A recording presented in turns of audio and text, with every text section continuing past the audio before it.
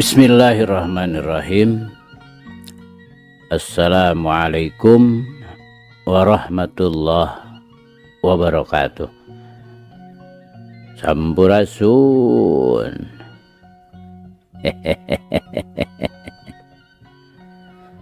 Damang kanca.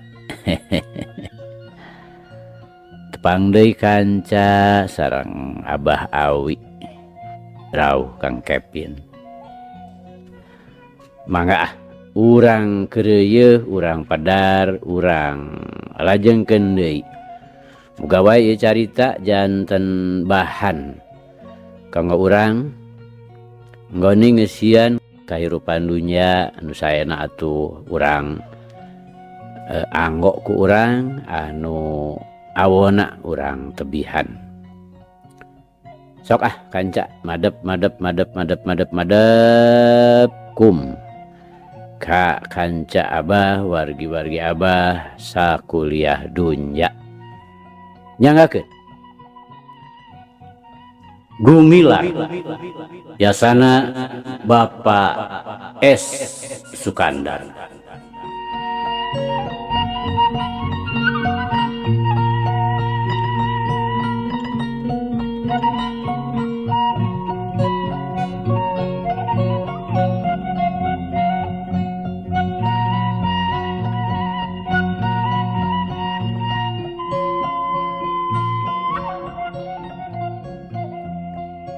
Kamari teh kanca parantos dugi ka samemehna jamian bisa ngejat dampal dengan pamajid geus ngajebrot banten kana pueuh ceuli.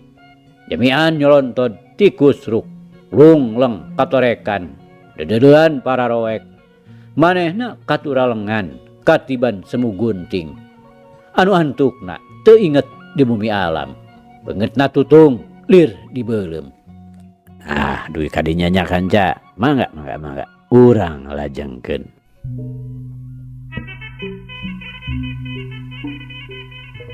Kanca dangu sadayana si Gobang sabaturna nu tadina gawena teh ngan nyaksian bari ngeleper kawas nu muriang teu kira-kira ngagebegna bari nyiak sesebelakan mireung guruna nyampeurkeun kakara ku porongosna oge. Si Gobang bujurna ngadurut-dut kawas disampeurkeun satogala. Gobang, rumah sasiatna geus nincak hulu ka aing ha? Pamajid nyentak, panon molotot teu beda we ti nu rek neuribuleun. Si Gobang lain nembalan ku sungut. Tapi manehna ngawalon ku bujurna prat-pret-prot kawas nu boson. Cilakana bari jeung ngacer sagala pancuranana. Ku kasieun mah sagala oge sok ngadadak kawas nu pikun puguh-puguh kabobosan ari ieu bet ngadon ngaluarkeun galeno kabawakeun ku musialna peujit. Gobang, pamajid nyentak deui. Nun dut deui si Gobang nembalan ti luhur ti handap. Setan sia nembalan teh ku walu. Pamajid mundur bari mengek irungna sedang si Bani jeung si Kuye nu aya di tukangan si Gobang daek teu daek kudu nyeusepan gas si Gobang. Kituna teh bari nyengir nahan piutaheun. Jamian nu dina badana ngandung kakuatan elmu kadugalan batu karang cukup daya tahanna. Katural nganana teu lila maena geus inget deui hasil ngumpulkeun kakuatan jasmani katut rohanina. Sakaret netra beungeutna geus pulih deui saperti biasa. Majid, ulah waka bunga. Kaula can rumah saeleh jajaten. Hayo, geura lawan kaula. Jago ujung kulon. Moal pati-pati mantog gagarut lamun jajerih. Jamian ngagorowok bari sakilat luncat hudang. Pamajid nu keur nyang hareup ka si Gobang ngagentak malik. Hatena kaget mireun kaayaan musuhna teu sakara-kara. Cikeneh katempo beungeutna tutung tapak semu gunting. Tapi ayeuna taya urut-urutna acan.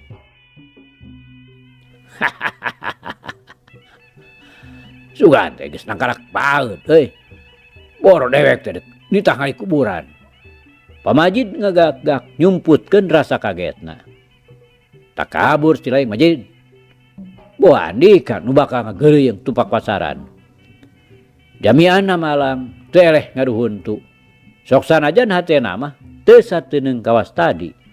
Tenggelan semu gunting teh kurang-kurang nama matak mateni. Bukti si Piong masih kena ngajoprak hahargungan. Untung we manehna masih kena kuat nahan.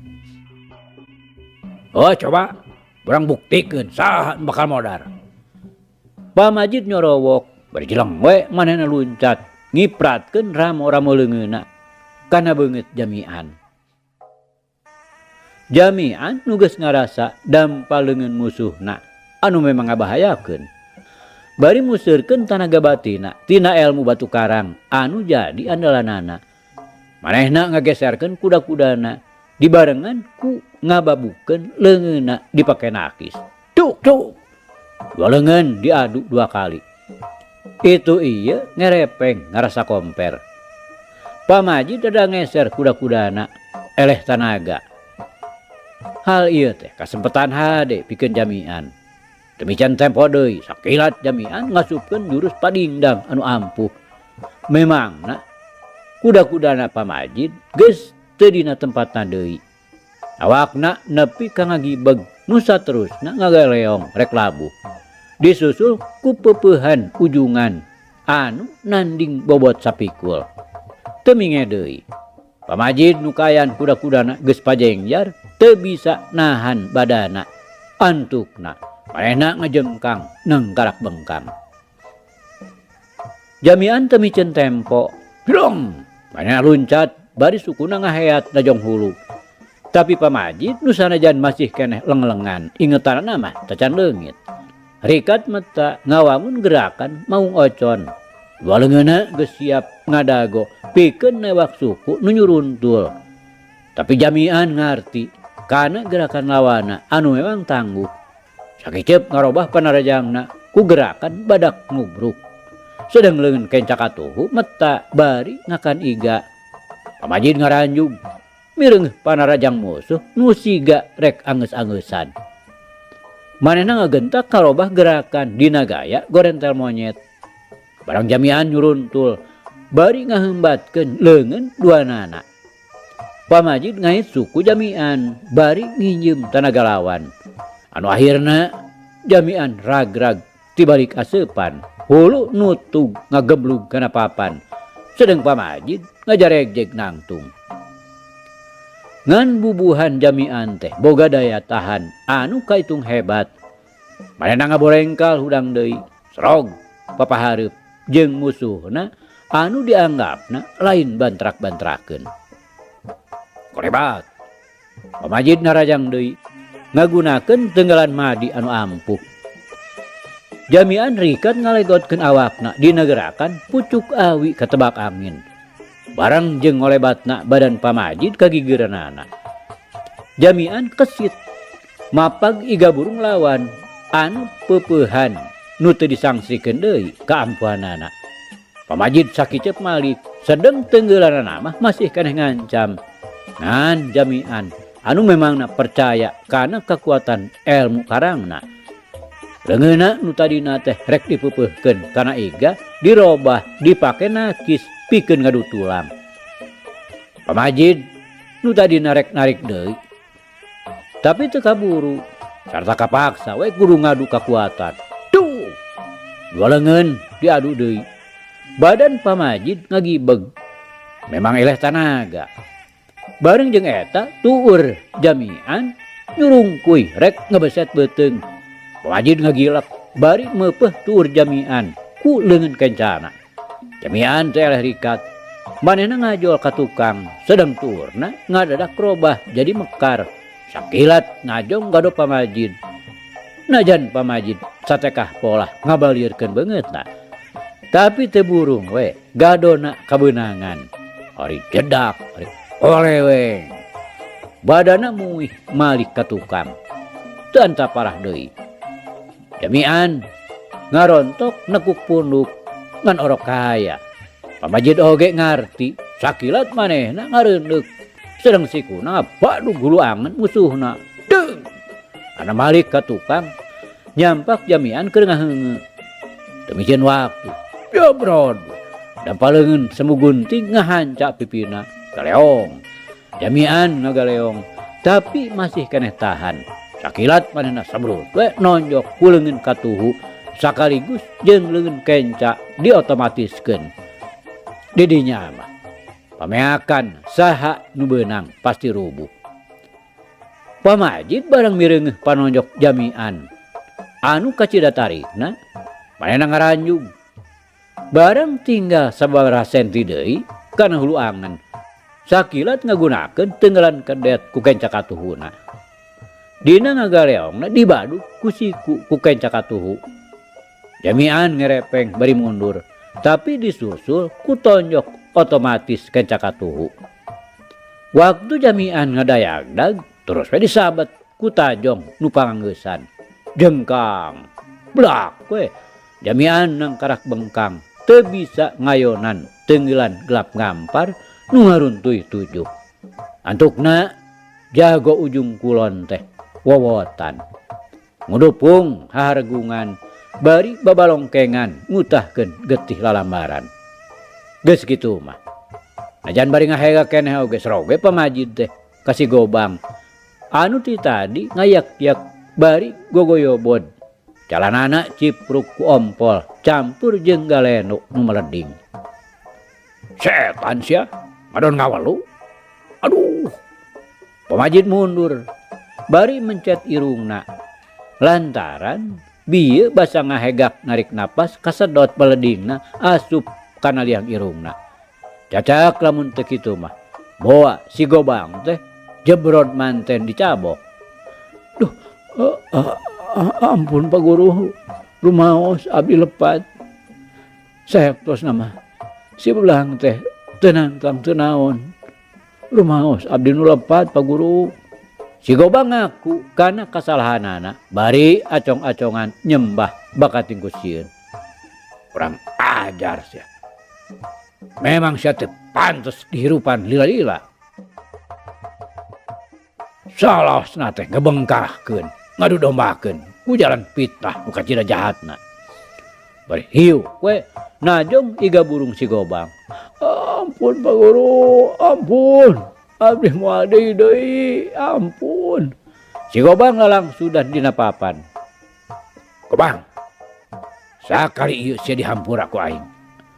Asal laku lampah sia anu teu bener dieureunana. Kapanggih sia masih keneh daek jadi alatna tuan kawasa. Sarta sia wani-wani ngalawan deui sarta ngunghak camplak kawijana. Nyaeta nu jadi si belang. Ulah sambat kaniaya nyawa sia karuhanana. Ampun, ampun Pak Guru. Moal deui. Moal. Si gobang uniang hudang bari acong-acongan nyembah deui. Pamajid teu malire lewas we ka dapur. Karawak kana gentong cai dibawa ke tengah imah. Cur we. Si Piong jeung jamian diguyur ku cai. Hani kau we, upama hayang salamet kudu gancang-gancang nyingkah ti dieu. Wani-wani andika ngalakukeun kajahatan di dieu. Ulah majarkeun kaula taya rasa-rasan. Asal kajahatan pasti ku kaula dibasmi. Ngarti? Sot gentong kosong, bejelik we pamajid indit deui ti dinya. Maksudna rek nepungan gumilar. Rek nyaritakeun naon-naon nu geus dilampahkeun ku manehanana.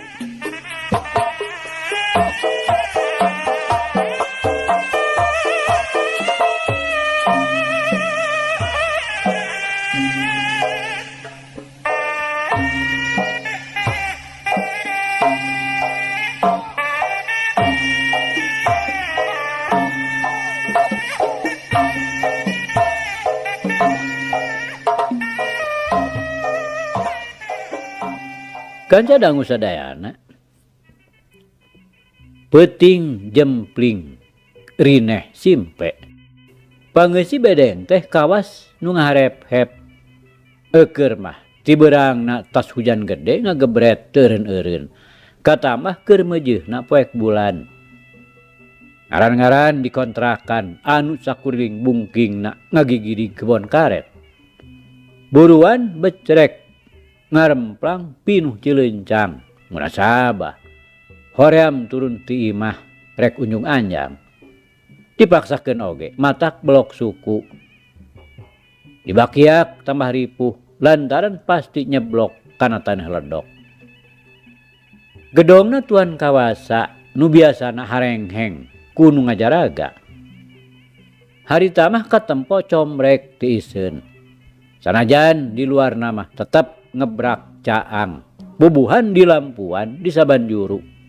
Hareup tukang di pasangan lampu 40 watt. Munasabah hareupeun gedong teh ayeuna mah taya nu ngulamprang. Atawa ting gereneng ngadarongeng bari ting peledug udud. Lantaran si Gobang teh geus sababaraha poe ka Cibalieur nuturkeun anak pamajikanana nu geus leuwih ti heula baralik. Inditna si Gobang ayeuna lain nganjang, tapi indit balik lantaran geus kaluar tina pagaweanana salaku kepercayaan tuan kawasa. Ieu teh minangka nohonan jangjina kanu jadi guruna. Manehna sejak babalik pikir. Kitu deui si Bani jeung si Kuye tuturut muning baralik kalemburna di pameungpeuk. Da tadina oge nuturkeun si Gobang. Najan sanyana mah manehna teh ditahan ku tuan. Tapi teu daekeun dumeh eueuh nu dipake andelan.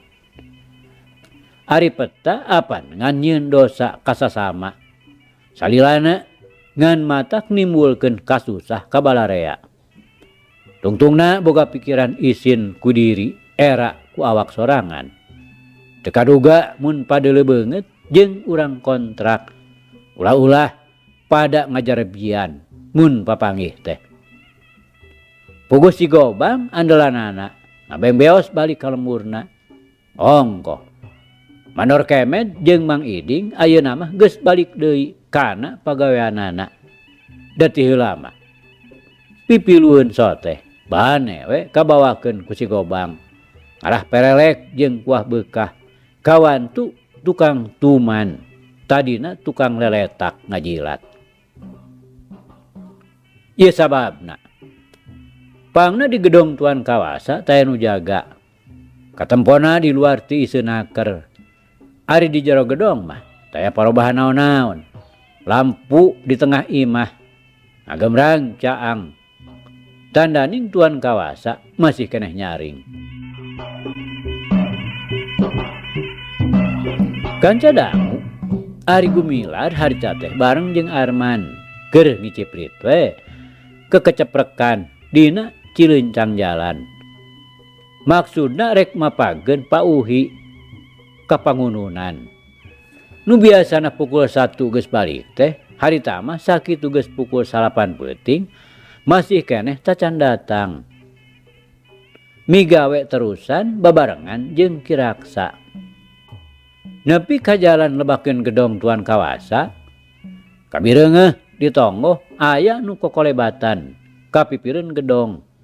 Gumilar jeung Arman ngaraneg ngarasa curiga oge lantaran nyaho yen gedong teh taya nu tugur.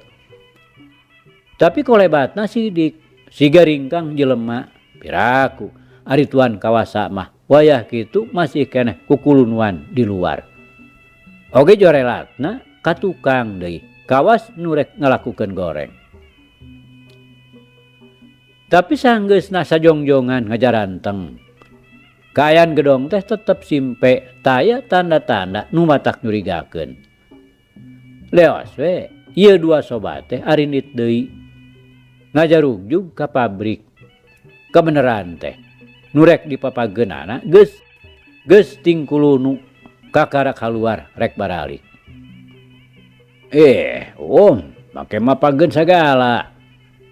Ceuk Pak Uhi tara nyebut jana deui ayeuna mah. Lantaran kahayangna mangsal hapi ngaranna kudu diganti ku ngaran Gumilar sakumaha katerangan anakna Asmita yen Wijana teh ngaran nu sajatina mah Gumilar. Melang atuh aki mangkaning poek bulan walon Gumilar bari ngaret ka Kiraksa. Geus kitu mah bring deui we Arinit ninggalkeun wewangunan pabrik. Di hareup Pauhi jeung Kiraksa ngarendeng dituturkeun ku Gumilar jeung Arman ngiclik paneuri. Nepi ka palbah gedong Tuan Kawasa. Tapi reungeuh di jero teh aya kalangkang ting juringkang jeung kadenge sora dakduk. Kawas aya barang teu as diaradu. Eukeur mah tadi geus ngarasa curiga lantaran neuleu nu ting korebat kapipireun gedong. Ayeuna ditambah deui ku dedeuleuan jeung dadengean anu nimbulkeun tanda tanya. Bari ngaraneg pok we Gumilar nyarita ka Pauhi jeung ka Kiraksa. Mangga we Ki, Pak, da parantos caket. Ayo man, tuturkeun kuring. Gumilar ngajakan Arman. Jeng, Gumilar luncat ka jalan nu berasna ka gedong Tuan Kawasa. Dituturkeun ku Arman nu teu loba pola. Lantaran manehna geus ngarti deui kana maksud sobatna. Oge manehna sorangan geus boga sangka anu lain-lain. Pasti di jero gedong teh aya naon-naon nu teu beres. Jorelat. Gumilar jeung Arman kapipireun gedong. Brewek katempo pantau tukang engab. Ari disurungkeun lelaunan bet muka. Sora nu dakduk beuki tetela. Cireng. Dereg-deg we duanana arasup ka jero. Ari breh teh mata kaget. Tuan Kawasa geus dibakutet didiukeun dina kursi. Sungutna diwolelan ku taplak meja. Breh di katembong aya 2 jelema keur ngawut-ngawut eusi lomari. Dibudal badilkeun, dialung-alungkeun kaluar. Horeng Jamian jeung si Piong keur neangan kunci peti duit.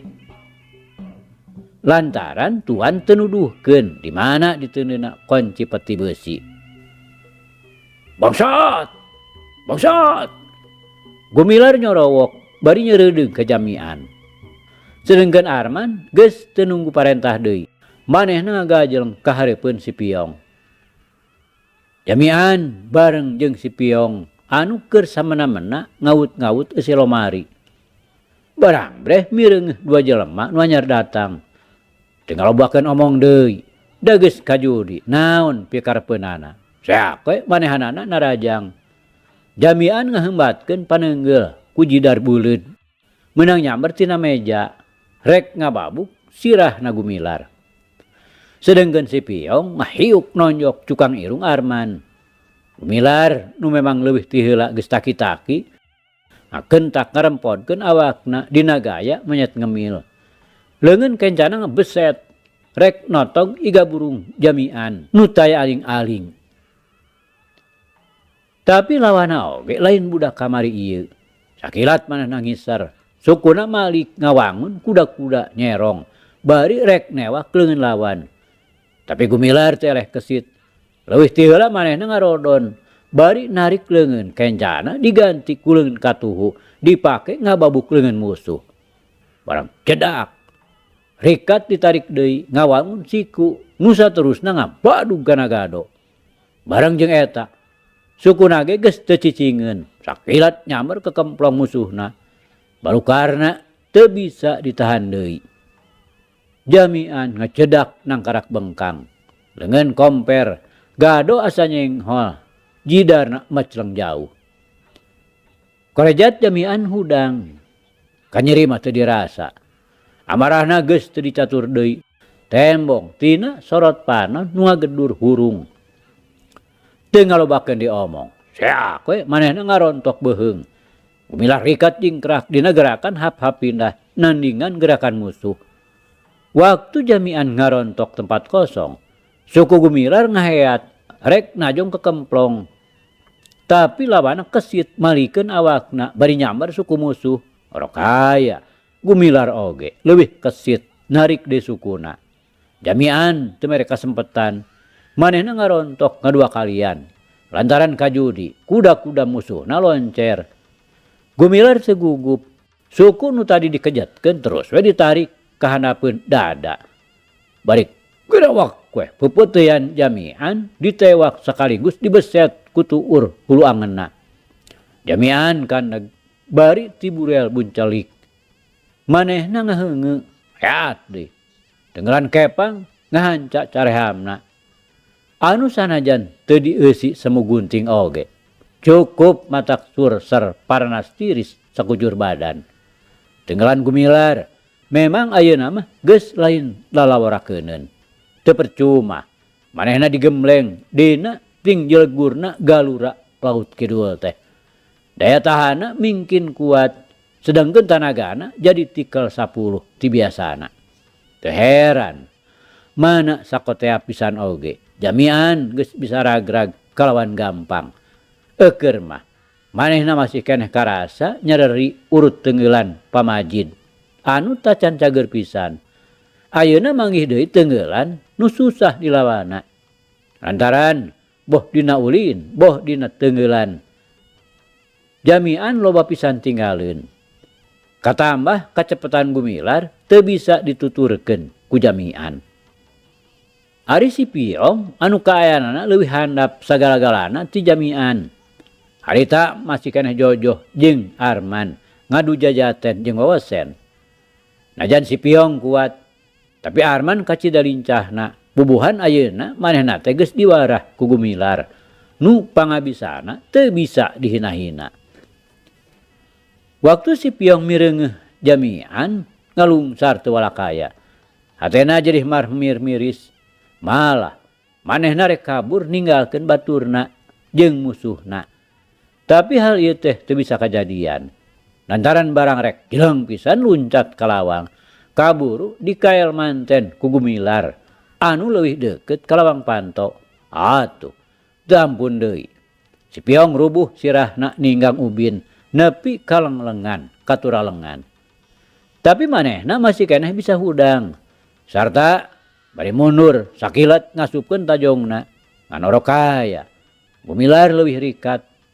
Bareng helang sukuna rek ngakan ke kemplong, sakilat Gumilar neungeul bincurangna ku peureupna. Sarta sakalian peureub mutas ngahanca bincurang teh ngahakan deui palipisanana. Anu antukna si Piong gagaleongan blok we nyuuh patunjang-tunjang jeung Jamian. Sanggeus sidik Jamian jeung si Piong teu walakaya. Gumilar marentahkeun ka Arman supaya eta dua jelema teh diringkus. Atungan raketak-raketak we dibakutet ku tambang. Anu aya di dinya bawana keneh Jamian. Bari ngahegak Gumilar ngalaan tali anu ngabakutet awakna Tuan Kawasa. Paragada tali udar. Tuan Kawasa ngajaregjeg nangtung. Ret kanu duaan ngajolopong meunang ngaringkus. Sirilik teh. Sukuna jengke rek ngajejak sirah Jamian. Ngan teu kaburubak lantaran dihulag ku Gumilar. Teu sae juragan. Nandasa nutos teu walakaya mah. Ceuk Gumilar. Haut perdam. Maling busuk. Kacuragan bade ngarampok. Upama teu kabojang sarumping maraneh duaan. Juragan hawatos bakal cilaka kaicalan mastaka.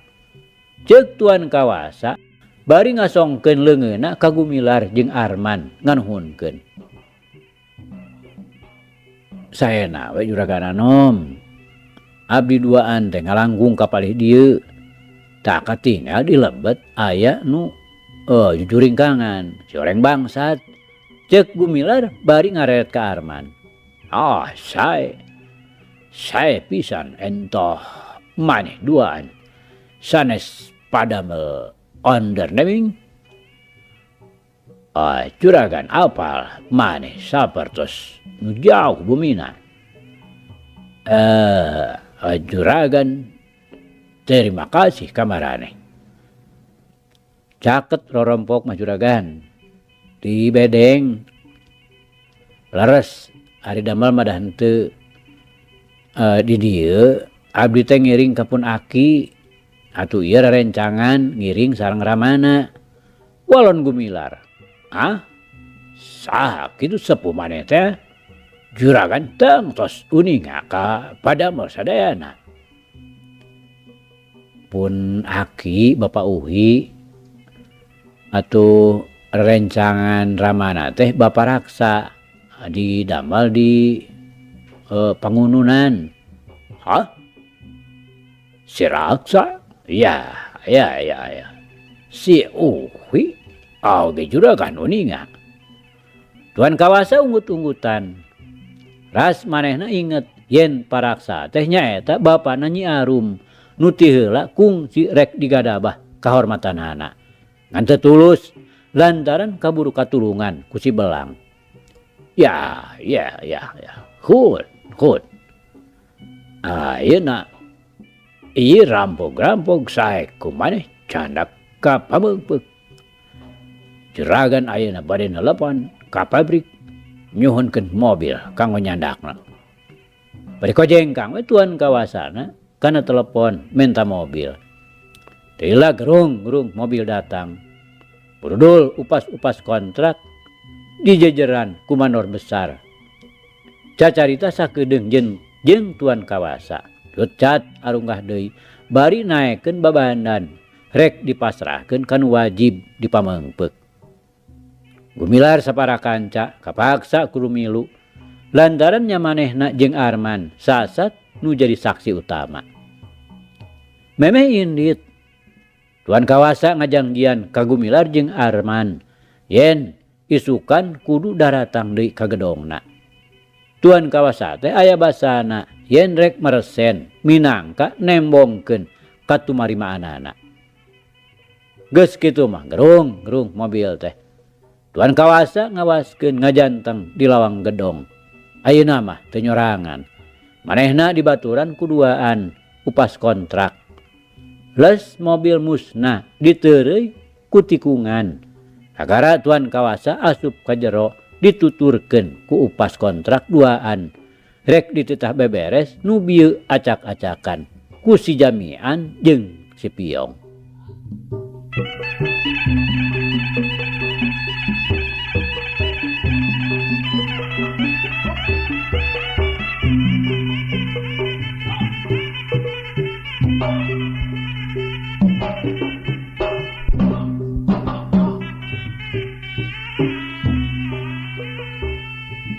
Kanca dangu sadayana mun disapertikeun kana barang dahar mah geus seubeuh deui urang kontrak teh ngadenge beja-beja nu dianggapna kacida matak helokna. Geura mimitina ngadenge beja munculna si Belang nu tindak tandukna salawasna ngabela rahayat leutik, ngabela Arman jeung tukang cendol di pasar.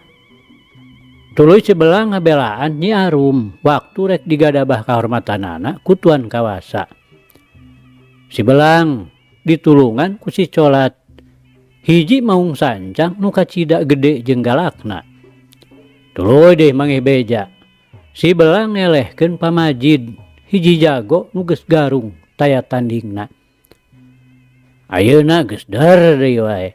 Sumebar beja yen Gumilar jeung Arman geus hasil bisa newak 2 rampog nu keur ngabangsat di gedongna Tuan Kawasa. Malah harita teh Tuan Kawasa geus teu walakaya geus nyandang tatali. Ku ayana beja yen Gumilar jeung Arman geus nulungan Tuan Kawasa. Sarerea geus boga sangkaan tangtu ieu 2 jelema teh bakal dijadikeun kapercayaanana Tuan Kawasa.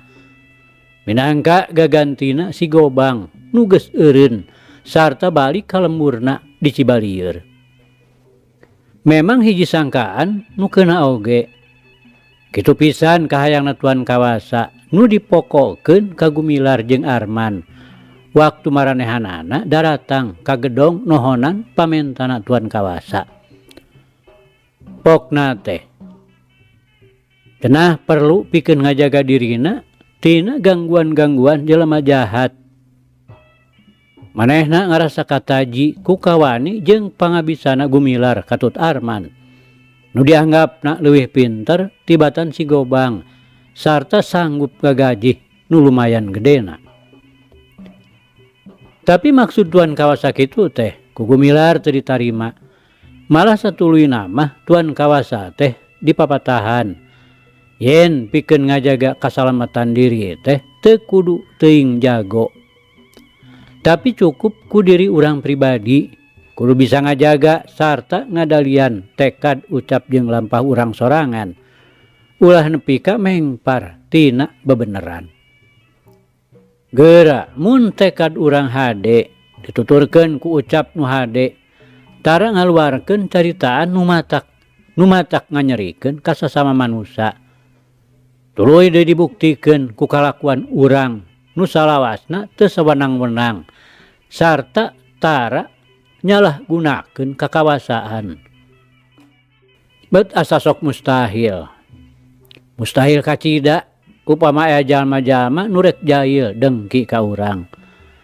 Cenah eta pikeun ngajaga jalma-jalma anu garoreng kokod.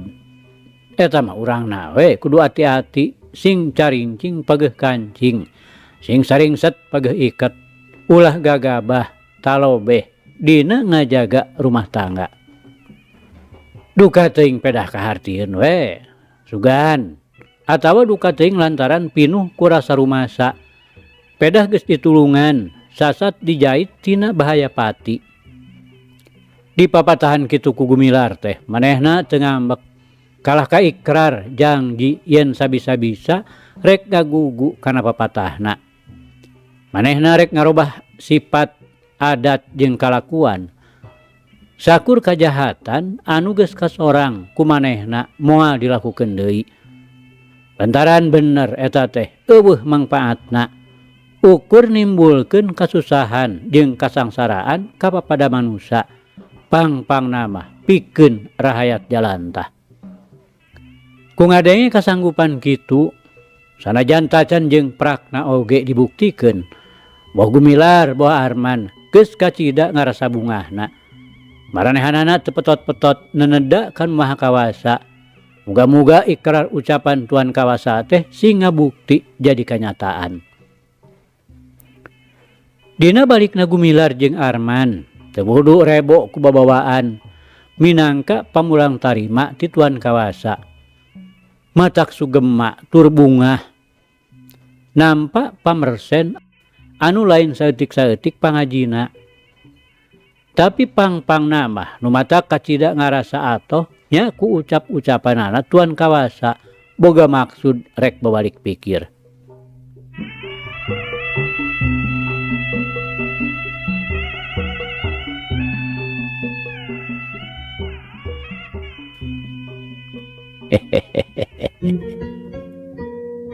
Aduh kanca cak. Ieu carita urang pungkas heula kancanya. Insyaallah enjing jaga ninggeto. Ieu hanca urang lajengkeun deui. Muga urang aya dina kasehatan bari aya dina Widi Gusti masih kena dipaparinan yuswa. Hatur nuhun kanca. Hatur nuhun. Ieu carita urang tunda di hanjuang siang tenden di handelem sieum. Paragi nyokot ninggalkeun mangsa datang sampeur deui. Hatur nuhun, hatur nuhun. Hapunten, hapunten. Wabillahi taufik wal hidayah. Wassalamualaikum warahmatullahi wabarakatuh.